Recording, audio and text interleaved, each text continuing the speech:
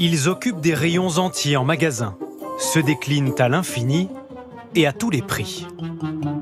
Chase est sur le coup. Un jouet sur 4 vendu en France est un jouet sous licence, associé au héros d'un dessin animé ou d'un film. Comment les fabricants rivalisent-ils pour s'imposer au pied du sapin? Coulisses d'un business à 1 milliard d'euros.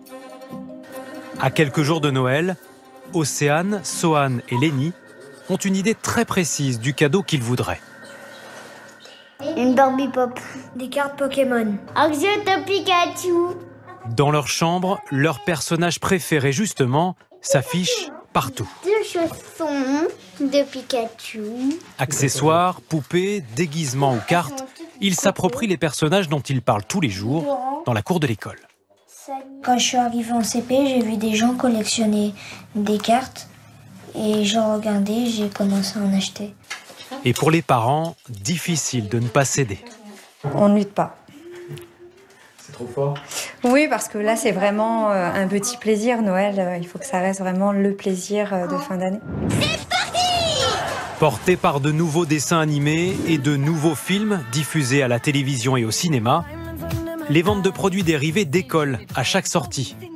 Et les fabricants l'ont bien compris, au point qu'ils anticipent très en amont les figurines, véhicules et autres décors associés.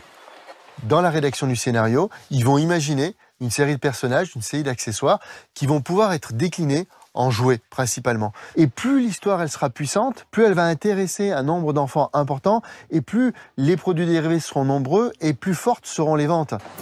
Résultat, cette année, la part de marché des jouets sous licence a augmenté de 20%.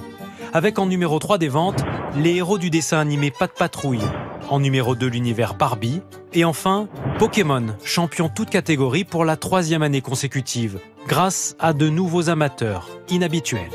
On a maintenant un quart du chiffre d'affaires qui provient des filles, alors qu'on pourrait penser que c'est une licence un peu orientée garçon.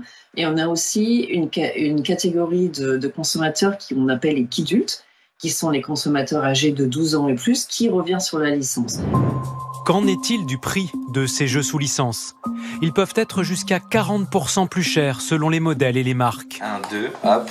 Les fabricants achètent en effet le droit d'exploiter l'image d'un personnage, plusieurs centaines de milliers d'euros parfois.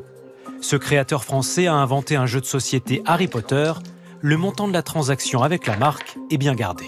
Nous, on est un peu tenus au secret là-dessus, mais on doit effectivement leur reverser donc des royalties sur tout simplement les ventes. Après, ça va vraiment dépendre déjà de la négociation et puis en plus de l'ancienneté et des résultats.